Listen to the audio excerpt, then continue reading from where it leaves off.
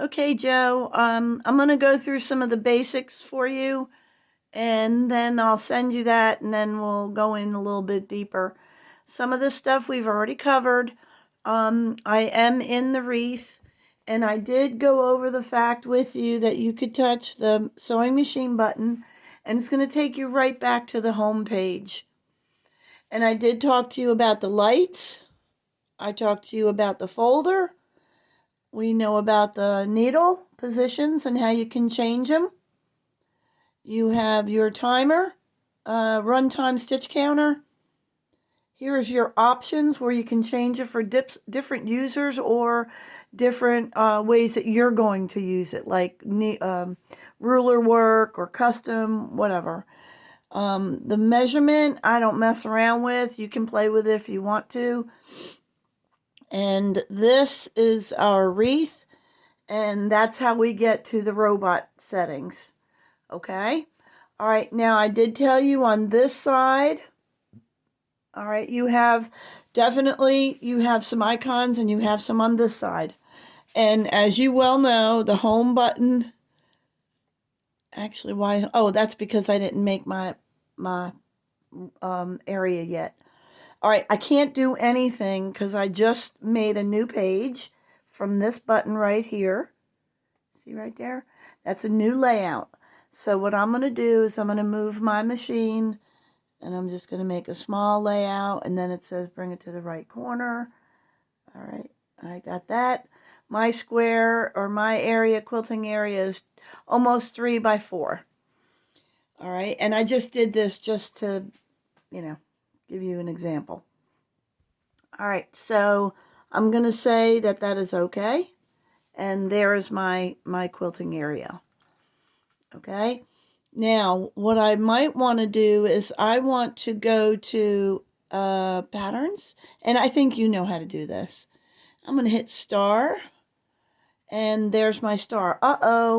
Here is my area, but my star is way too big. So I'm going to touch the star, and I'm going to make it fit into my area. Now that's one way of doing it. Okay, there's another way, I think. I don't do it. I can go to this icon, and I know your tablet is giving you a hard time using that, but this is how many times I want to repeat that. And let's see if it does autofill. Okay, so when I hit autofill on my box, what it did was it took that star and it made it fit within the box. And if you have perfect boxes and you want to keep doing it that way, or for whatever reason, you can hit autofill and it'll fill it up for you. Now, it's not going to be perfectly, it's going to skew it probably to fit that area, but I just wanted to show you what autofill did. All right, let's go. All right, so we hit, all right, we're in edit. Let me go into this now. Now, I don't know if I went over these with you. I hope you explored them. But this right here is showing you the box only. Okay, now if I hit this button, it's actually, let's see, what was the difference? I know the squares behind the thing are a little bit smaller. It's giving you a more focused view of what you're doing for this one. Whoa. For this one.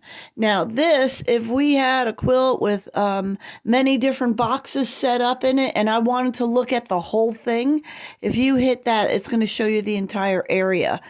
I only have one little box, so it's only going to show me one little box. But if I was doing an 80-inch long wide quilt, and I had different designs, I think this is probably going to be something that you're going to do, and you want to see how they're going to look or how they're going to line up, that would be the place to look.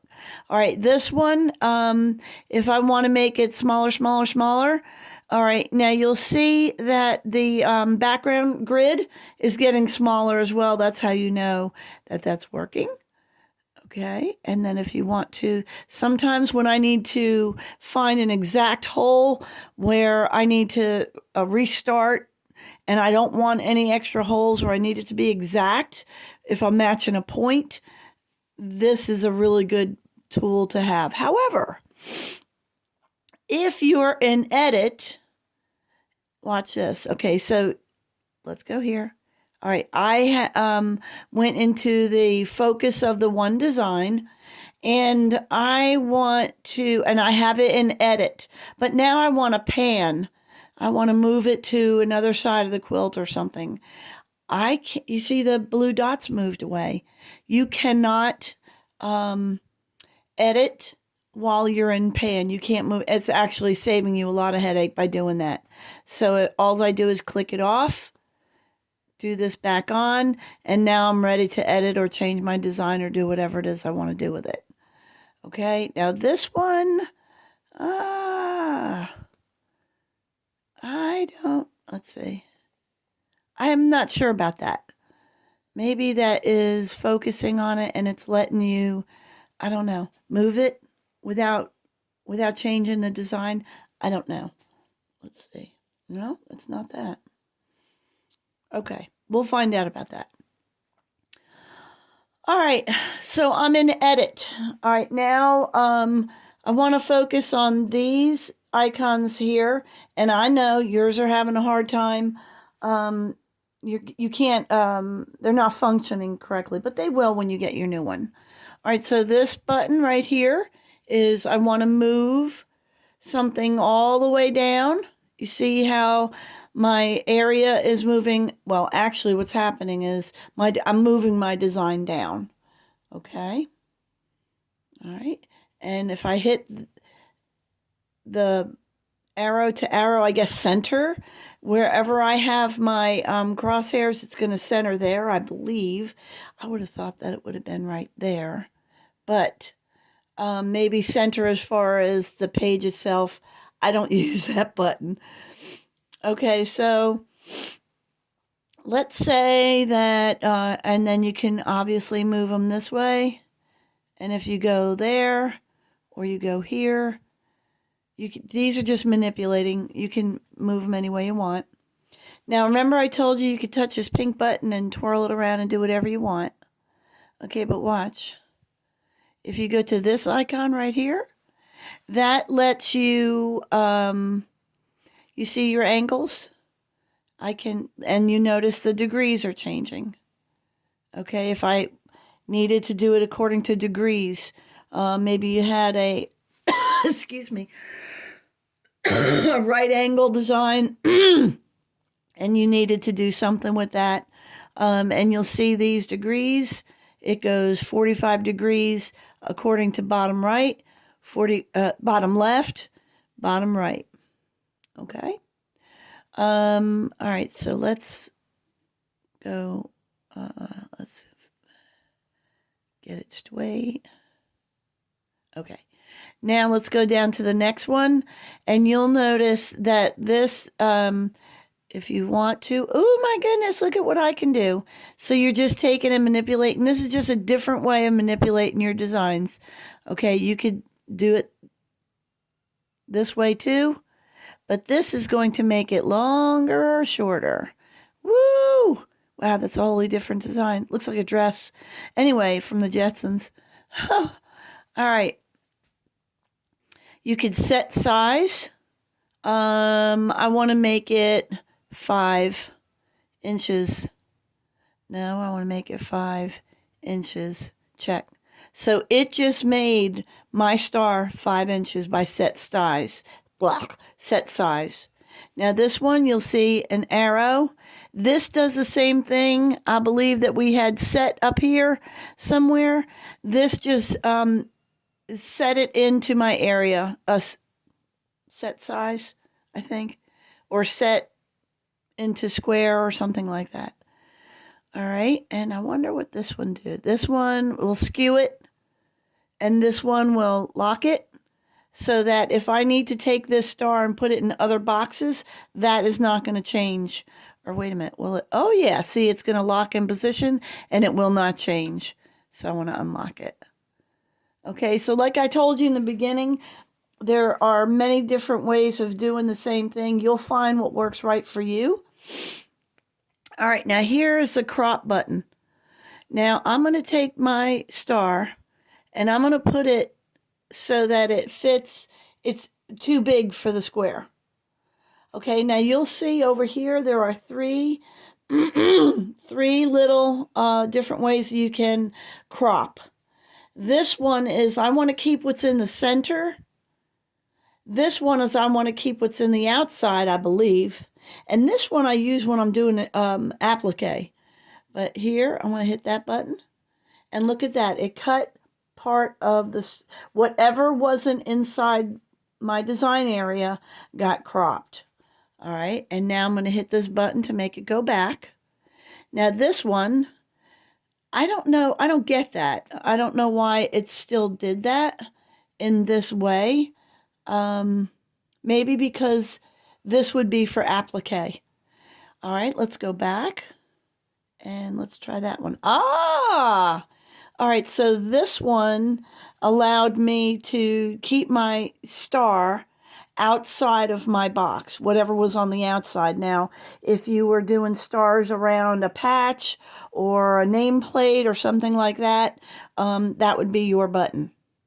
Okay, so this, all these functions right here are from the crop button. Okay, let me get it back, and that's this one right here.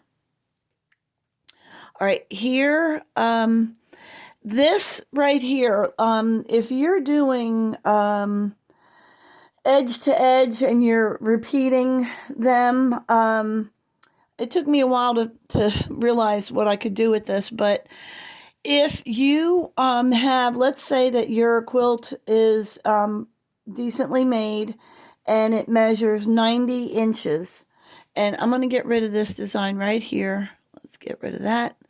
I'm going to go into patterns and I'm going to do my Civil War. All right, whoa, look how big that sucker is. And there's my little design area. All right, so let's go here. Wow, that's big. All right, let's make it a little bit smaller. And what I want to do is do a couple of them. All right, so you see how when I pick, I'm going to do another one. Now there's three, and look, now I can see all three of them. That's what I was trying to tell you before.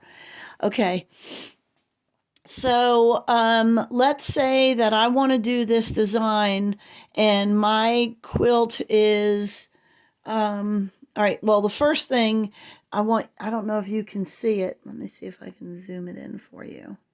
You'll see that there are little green dots. That means each piece is going to start.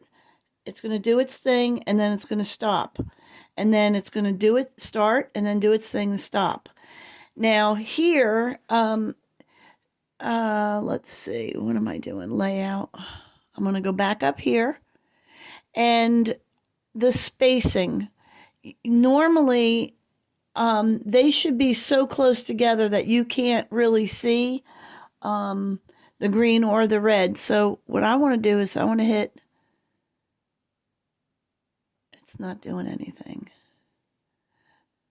All right, let's see. Whoops. Let's see, vertical. Vertical isn't doing anything either.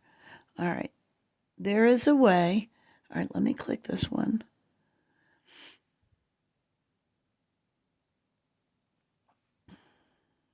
And I want to go away. I want to get rid of you. All right, here I want to, I can see, and I know you can see it too. Sorry, I don't mean to give you a headache.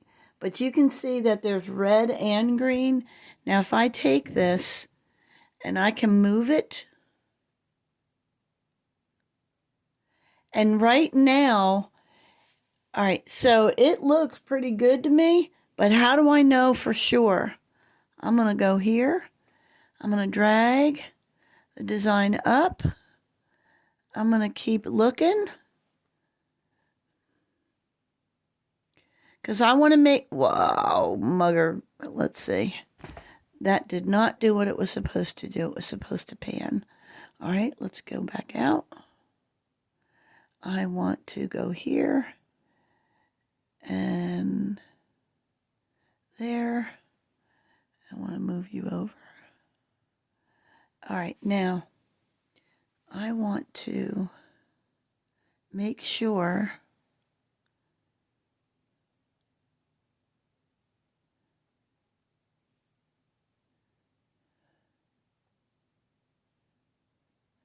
all right, if you hit pan, like I just did, and touch one of them, it's only going to move the one.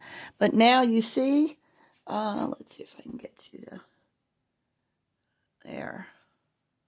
You see how far off that green is? What you want to do, because what's going to happen is it's going to finish one and then it's going to jump a stitch. So I want to highlight, get that off, and I want to highlight that one, and I want to move it.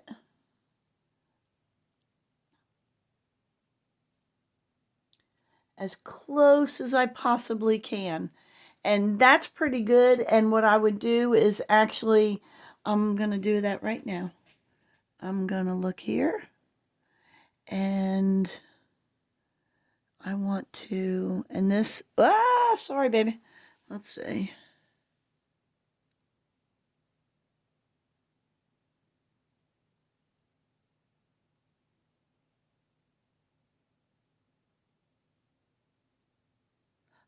I think I just, there it is. That'll be good enough for me. Now what that'll be is like probably like one stitch from, it'll just jump one tiny little stitch from one part of the design to the next set of designs. So, all right, let me get you back out. Whoa. All right, here we are. Okay, so then what I would do is I'm going to see if I can make this, with this button right here, it means I'm going to take two things and I'm going to turn them into one. And now look what happened. You have your green start here. It's going to do your design. There's no red button. What it did was it combined the designs. So then what I can do is I can take... Hey, hon, what was it? have you ever heard of CSL, the creosote sweeping log? Yeah. Well, I'm the creosote sweeping bob. Okay. No, I don't see anything in there.